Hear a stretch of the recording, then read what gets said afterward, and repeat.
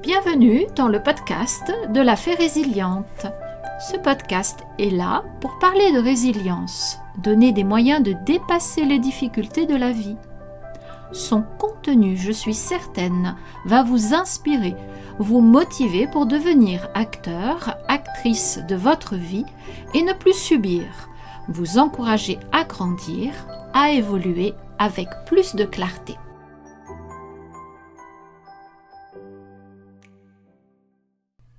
Bonjour. Tout d'abord, je vous souhaite à tous une très belle année 2025. Que celle-ci voit vos rêves se réaliser. Je vous encourage également à continuer à me suivre et surtout à passer à l'action, car sans action, aucun résultat possible, aucune avancée vers la vie dont vous rêvez, laissant derrière vous difficultés et souffrances. Aujourd'hui, j'aspire à aborder ces fameuses questions. Comment développer la résilience ? Quels sont les différents angles sous lesquels envisager la résilience ? Et quelles sont les stratégies à adopter pour renforcer sa résilience ? Sachez que vous pouvez appliquer la résilience dans différents domaines, l'idéal étant de mettre en cohérence tous ces domaines. La résilience peut être développée au niveau physique, mental, émotionnel et spirituel.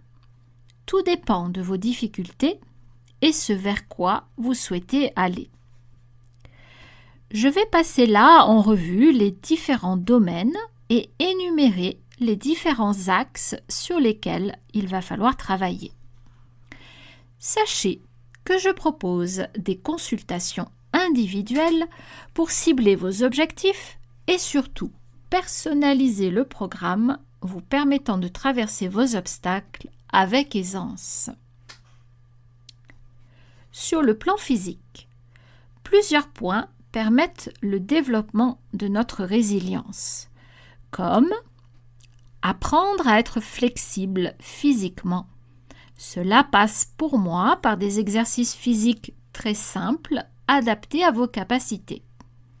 Il est essentiel de les faire régulièrement, bien sûr, pour obtenir des résultats visibles et bénéfiques. Autre point, développer ses capacités d'endurance. C'est aussi à travers les exercices physiques que vous arriverez à ce résultat. S'astreindre à une certaine discipline, faire preuve de persévérance, contribue à être plus endurant. Aussi, développer sa force. Là également, en poursuivant un programme d'exercice physique, le corps développe sa force physique, retrouve sa fermeté et son alignement. Revoir son alimentation. Veiller à combler les carences en vitamines, minéraux et éléments nutritifs essentiels. Point fondamental que l'alimentation. Bien se nourrir va avoir des répercussions sur notre santé, notre état général, aussi bien physique, physiologique qu'émotionnel.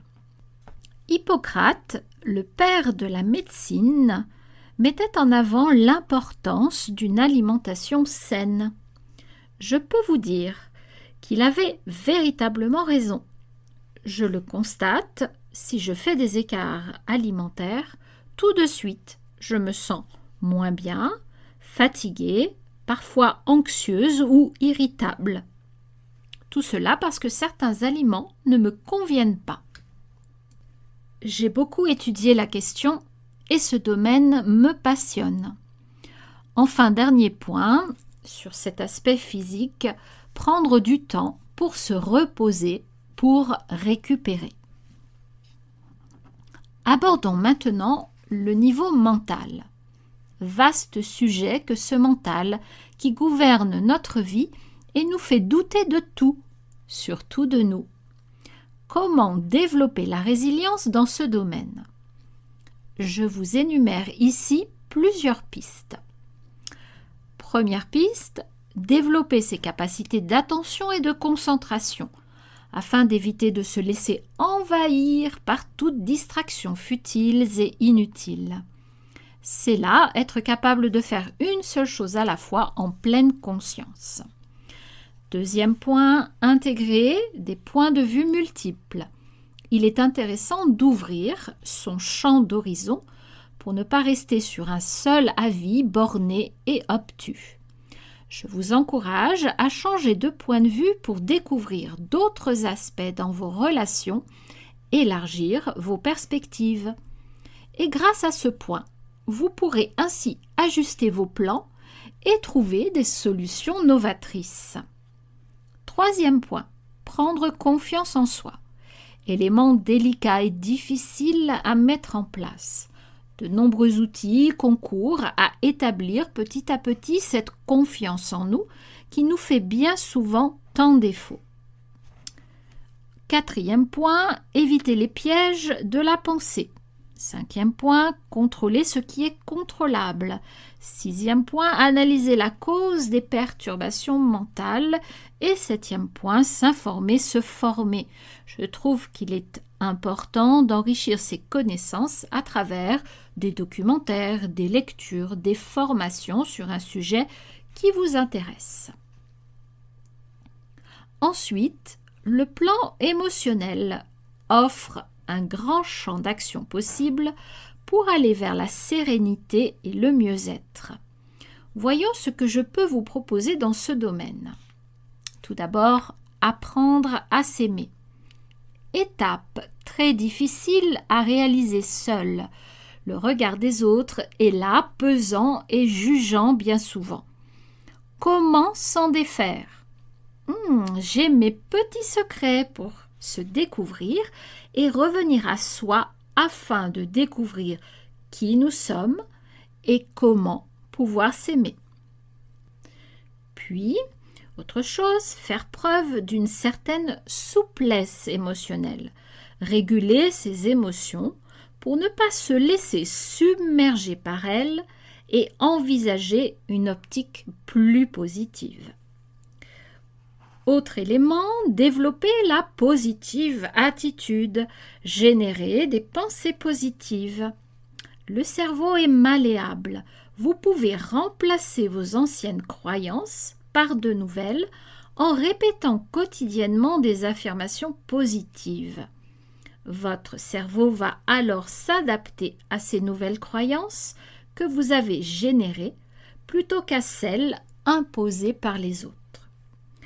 Il y a aussi la possibilité de cultiver l'optimisme, contrôler ses impulsions émanant d'émotions envahissantes afin de prendre des décisions rationnelles même en étant face à des difficultés ou des complications. Dernier point qui va vous permettre de développer votre résilience et vous aider à faire face aux épreuves de la vie, il s'agit des valeurs spirituelles. J'aborderai plus en détail ce sujet dans un prochain podcast, mais sachez qu'il n'est pas ici question de croire en quoi que ce soit. La spiritualité est en chacun de nous. Il s'agit juste de comprendre en quoi ça consiste. Voici les quelques éléments que je peux définir ici. Faire preuve de flexibilité spirituelle. Comme je viens de le dire, la spiritualité est le jardin secret de chacun. Notre point de vue ne sera pas celui d'un autre. Trouver ses propres valeurs spirituelles et s'engager à les appliquer. Ainsi, vous allez augmenter votre estime de vous-même. Revenez à ce qui est vraiment important pour vous. Trop souvent, nous nous plions aux attentes de notre entourage, parents, professeurs, famille, amis, conjoints, etc. Ce qui fait que nous ne sommes pas véritablement nous-mêmes. Autre élément, cultiver l'empathie. Tendre la main, apporter sa contribution aux autres, mais sans s'oublier soi-même. Développer sa résilience contribue à un meilleur bien-être mental, à une meilleure qualité de vie.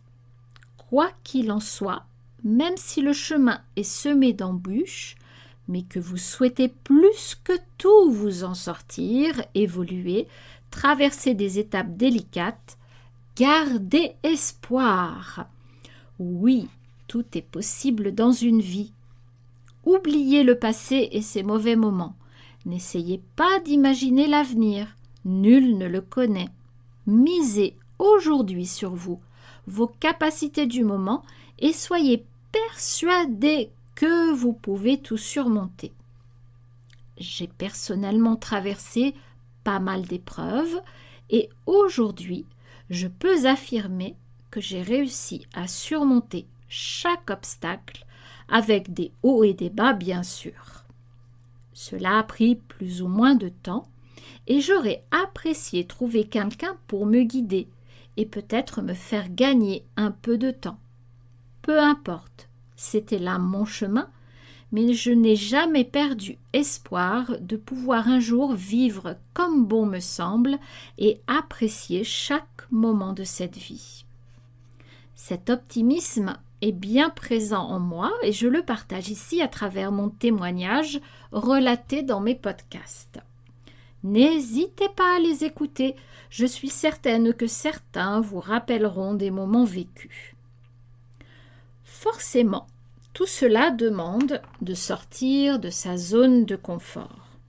Mais quel soulagement lorsque les problèmes, les difficultés trouvent une solution. La vie alors s'éclaircit et la joie peut à nouveau se manifester comme lorsque nous étions enfants, innocents, ne pensant pas un instant que la vie ne valait pas d'être vécue. Une citation de Paulo Coelho me plaît beaucoup. Il disait « Si vous pensez que l'aventure est dangereuse, essayez la routine, elle est mortelle. » Alors, comment passer à l'action? Vous n'avez pas besoin de sauter dans le grand bain tête baissée sans réfléchir. Pas besoin de prendre des risques inconsidérés sous prétexte que vous avez compris la nécessité de vous aventurer hors de votre zone de confort. Je suis là pour vous guider pas à pas, progressivement, afin de surmonter vos craintes plus aisément. Les peurs figent notre vie. Seule l'envie de les dépasser vous permettra d'évoluer et d'aller sur le chemin que vous souhaitez. Avec cette nouvelle année, prenez la résolution de sortir de votre zone de confort. Mettez en place les actions nécessaires à ce changement. Croyez-moi, sortir de sa zone de confort rend vivant, heureux et surtout fier. Sortir de sa zone de confort apporte un apprentissage riche et renforce la confiance en soi, en ses capacités. Chaque petite victoire sur vous-même viendra vous enrichir et vous prouver que vous êtes volontaires et capables. Passez à l'action. Il est vrai que c'est l'étape la plus difficile. Elle demande force et courage pour choisir d'abandonner ses habitudes répétitives. Par expérience, je vous assure que ça en vaut largement la peine.